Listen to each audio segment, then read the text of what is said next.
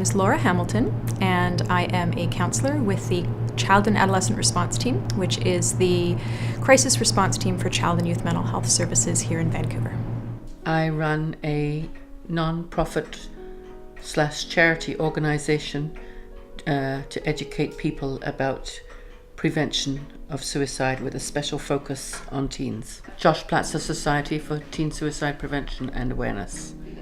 The night that he died, they had phoned us around midnight to say they were really worried about him and he'd disappeared. So that's what happened. I went out looking for him and didn't find him.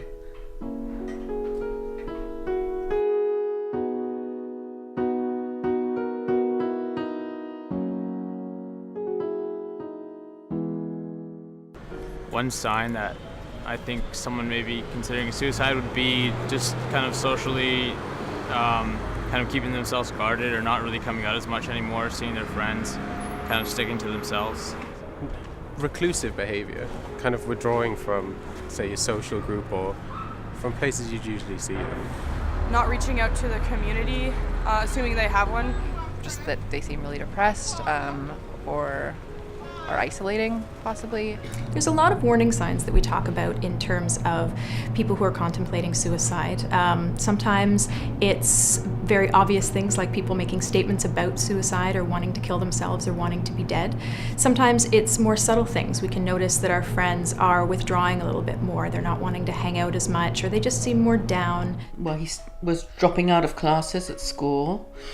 He was very social, but then he started to not go out with his friends, so that's a big sign. Just changes in mood, changes in behavior, changes in sleeping or eating. It was hard for us to know whether this was depression or whether he was really ill or whether this was teen behavior or a mixture of the two.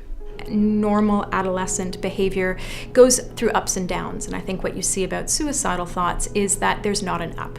It's just down and down and down and more down. And so when things just seem to keep getting worse, and maybe someone didn't want to go out one weekend but then wants to go out the next, well, that's a normal adolescent up and down. But if they're not wanting to go out on the weekend, not responding to your calls, not responding to your texts, not going to school, and continuing the pattern, I think that's where you want to be a bit more concerned.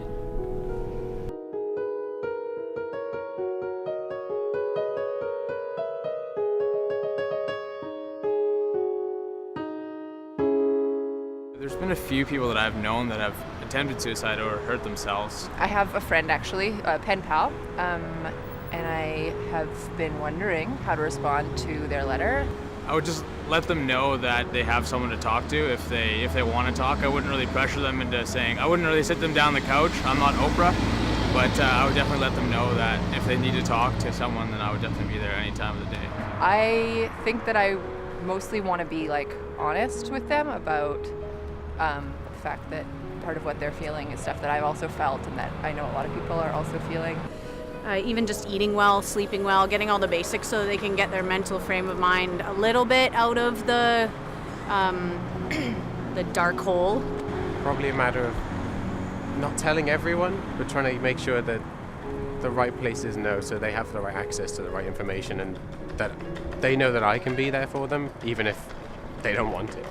And also just a lot of times there's a lack of support, period. No family, or the family that they have they can't connect with. Let them know that I'm here for them as well as many other people and that they're loved, but also I would try to really not overstep my boundaries. I try to not be invasive while also making myself as available as possible. I think that one of the biggest mistakes or errors that some youth can make when they think that one of their friends might be suicidal is that they feel that they need to handle it themselves. I know that there's sometimes a feeling that youth want to keep a secret because that's the good friend thing to do. And I think maybe the most important thing for youth to know is if they do have a friend who is thinking about suicide, that this isn't something they can handle alone. Even as a counselor, confidentiality for me goes out the window when I'm really worried about someone's safety. I would say that one of the most important things in education, especially with a focus on teens, is that there is this whole, you mustn't rat on anybody. I feel that they knew an awful lot, but they weren't telling us. because they didn't want to rat on him, right? They didn't want to break their trust with him, and I understand that, but that's the most important thing, that teenagers have to break that silence. It's really important, because you never know when you can save a life by telling a responsible adult. The most important thing that a friend can do if they have someone who's contemplating suicide is to get other people involved and to not be worried about making their friend angry or breaking a promise or breaking a secret. We like to say that an angry friend is better than a dead friend, and so it's always important, even if you worry that your friend is going to be angry at you, to get other support. And in my experience, most of the time, even if a friend is initially angry, they come to understand that this was an act of caring, that someone has reached out and gotten support for them. Know where the resources are, know how to get help, know what the signs are, and don't keep it to yourself. It's really important. And the main thing is, if you are talking to a friend who you think might be suicidal, is to make sure you are safe yourself. That's also very important. So I give this scenario when I speak to teens. You're in your friend's basement on a Sunday rainy afternoon. There are no adults around. You're really worried about your friend. What are you going to do? And the first thing you do is you ask them, and don't be afraid to use the suicide word. Don't be afraid to ask them if they're thinking of killing themselves. They may not, and they may have some other explanation for the way they are feeling. So it's really important to ask, and then if you ask them, they may be able to start talking, and if they start to talk, the important thing is not to judge, not to say, oh no, don't be silly, that wouldn't have happened, or just to listen, and then to get help as soon as you can.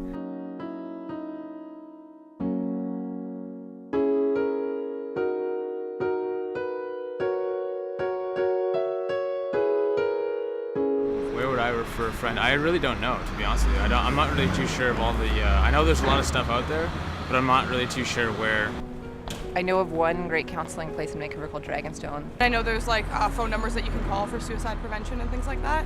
I think there's a lot of great counselors at schools and a lot of great support people at schools who are very good at talking you through these kinds of situations and getting them connected to resources. I think there's a lot of good websites. The Youth in BC website is an excellent resource for youth to go to if they have any concerns around this, and it in fact can talk you through what to do if you think your friend is suicidal.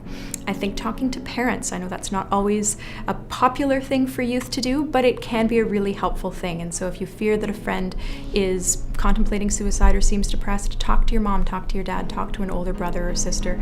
And if none of that works, then even calling 911 I think is a resource for youth. The Josh Platzer Society for Teen Suicide Prevention and Awareness educates people around BC and the Lower Mainland with a special focus on teens. We educate to prevent suicide, reduce stigma, and the hope is that we will reduce the number of tragic deaths.